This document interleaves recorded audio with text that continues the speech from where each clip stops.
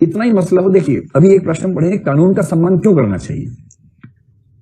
दुनिया का हर कानून हर व्यक्ति के फायदे में नहीं होता है। भारत में अगर मान लीजिए 1000 कानून हैं, उन 1000 में से कम 10 ऐसे होंगे जो मुझे फायदा पहुंचाते होंगे बाकियों की तुलना में, और अगर 10 ऐसे हैं जो मुझे बाकियों की तुलना में नुकसान पहुंचाते हैं, तो जब मैं उन 10 को लेकर शांत था तो इन 10 को लेकर भी शांत रहना चाहिए, बशर्ते इन 10 के पीछे कोई रीजनिंग हो, तर्क हो।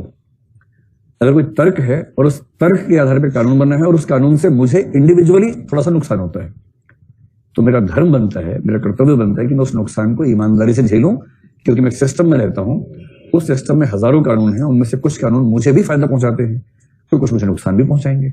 हाँ, उन सबके बीच में रीजन हो, तर्क हो, इतना काफी है। अतार्किक है तो विरोध करना चाहिए, लेकिन तर्क है, जैसे आरक्षण है, मुझे आरक्षण नहीं मिलता था, पर मुझे आरक्षण के सिद्धांत से बड़ी सहमति रहती है हमेशा से, क्योंकि इंडिविजुअल लॉस ठीक है, मेरा है, कई लोगों का होता है, पर यदि आप ये मान लेते हैं कि समाज के समतलन के लिए, लेवलिंग के लिए, समाज मतलब ये शब्द लास्की ने दिया बड़ा अच्छा शब्द, लेवलिंग ऑफ सोसाइटी, एक लेवल में लाने का प्रयास करना चाहिए।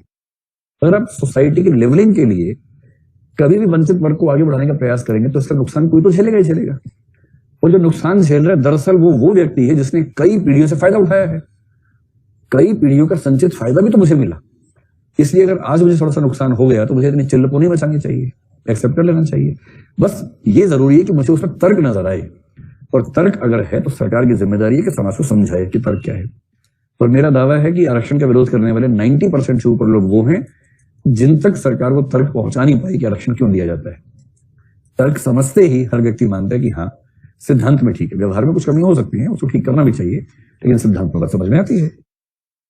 तो हमें कानून का सम्मान इसलिए करना चाहिए क्योंकि एक कानून मेरे खिलाफ है तो क्या हुआ, 10 मेरे फायदे में भी तो है, और कुल मिला के सारे कानूनों का समुच्चय समाज के फायदे में है। ये पर्याप्त आधार है कि हम कानून का सम्मान करें। इसलिए अगर देश और समुदाय का झगड़ा हो, हमारा देश कोई ऐसा कानून बनाए जिससे हिंदुओं को, मैं हिंदू हूं, हिंदुओं को कोई ऐसा फायदा मिल रहा था पहले से, मिलना बंद हो जाएगा, पर देश के लिए अच्छा होगा, तो मुझे देश के समर्थन में रहना चाहिए, अपने समुदाय की बात नहीं करनी चाहिए। 3 तलाक कानून का विरोध हुआ, अगर मुस्लिम समाज इस पर विरोध नहीं करता है तो इसका मतलब है कि उसने कहा कि हाँ हम समुदाय के विरुद्ध एक कानून देश के हित में है, सिविल कोड के पक्ष में है, एक सभ्य समाज बनने के पक्ष में है, तो हम स्वीकार करेंगे। इसमें क्या दिक्कत है, करना ही चाहिए। और यदि कोई मुस्लिम उसका विरोध करे तो चिंता की बात है। हिंदू कोड बिल 1955 में आया जिसने हिंदू महिलाओं को अधिकार दिए, उसका विरोध कोई करे तो चिंता की बात है, क्योंकि समुदाय का हित एक देश के हित से बड़ा नहीं होना चाहिए। यहां तक भी ठीक है। मामला जो फंसता है ना, वो फंसता है देश के बाद। देश का हित है और विश्व का हित है, अब हम क्या करें ये बताओ। जैसे पोल्यूशन है, कार्बन उत्सर्जन का मामला है, विश्व का हित कहता है कि हम कार्बन उत्सर्जन कम कर दें अपना, और बाकी देश भी कहते हैं कि भाई आप कम करो, आप बहुत कार्बन फूंक रहे हो। हम कहते हैं कि देखो अमेरिका और यूरोप ने बहुत फूंक फूंक के अमीर बन गए, हम जैसे फूंकने लगे अमीर बनने के लिए, तब तक ये ज्ञान आ गया सारा का सारा कि इस समय नहीं फूंकना चाहिए, तो हमें फूंक लेने दो 10-20 साल, उसके बाद सोचेंगे, उसके बाद पर्यावरण खेलेंगे। अभी थोड़ा हमें पहले विकास खेलने दो ठीक से। हमारा स्टैंड ये रहता है। अब आप ये बताएं कि भारत सरकार का स्टैंड क्या होना चाहिए। क्या हमें अपना उत्पादन और कार्बन उत्सर्जन कम कर देना चाहिए या निपटा देना चाहिए पर्यावरण को? क्या करें बताइए, तो क्या करें? तो हम बीच का रास्ता तो निकालते ही हैं, बीच का रास्ता तो, लेकिन ऐसे में मान लीजिए अंततः देश की सरकार तय करे कि भैया ऐसा है, अपनी ट्रीटी अपने पास रखो, अपनी कन्वेंशन अपने पास रखो, हम नहीं दे रहे इस कन्वेंशन को। हम तो भाई इन लोगों ने 300 साल फूंका है, हम कम से कम 20 साल खुल के फूंकेंगे, उसके बाद बात करेंगे कि पर्यावरण कैसे ठीक करना है।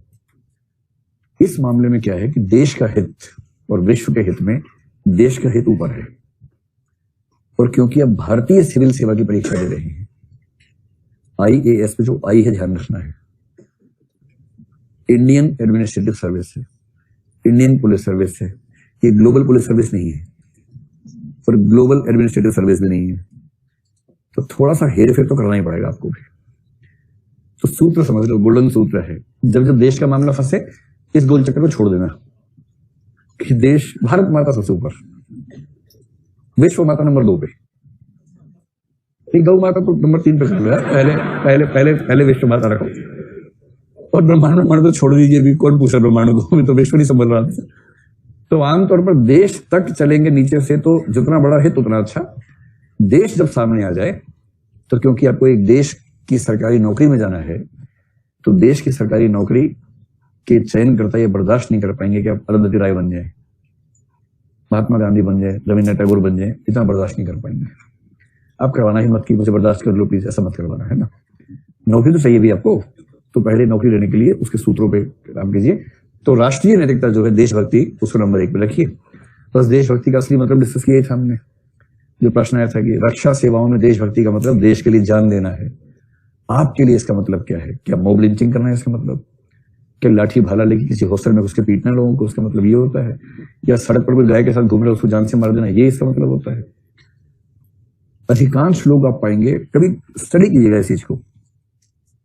जिस संस्था ने कहा ना कि हमने हमला करवाया है, आप उनकी भाषा पढ़ेंगे, वो देश और हिंदू शब्द का प्रयोग आमतौर पर रिवर्सिबल तरीके से करते हैं। देश की बात करते बीच में हिंदू आ जाता है, फिर बीच में देश आ जाता है। उस पूरे गड्ढबड्ढ पैराग्राफ को पढ़ के समझ नहीं आता कि देश और हिंदू में क्या संबंध है। और थोड़ा सा गहराई में पढ़ेंगे तो उसका मतलब देश मतलब हिंदू पुरुष। सच्ची औरतें वो हैं जो पति की बात माने, वो देशभक्त महिलाएं हैं।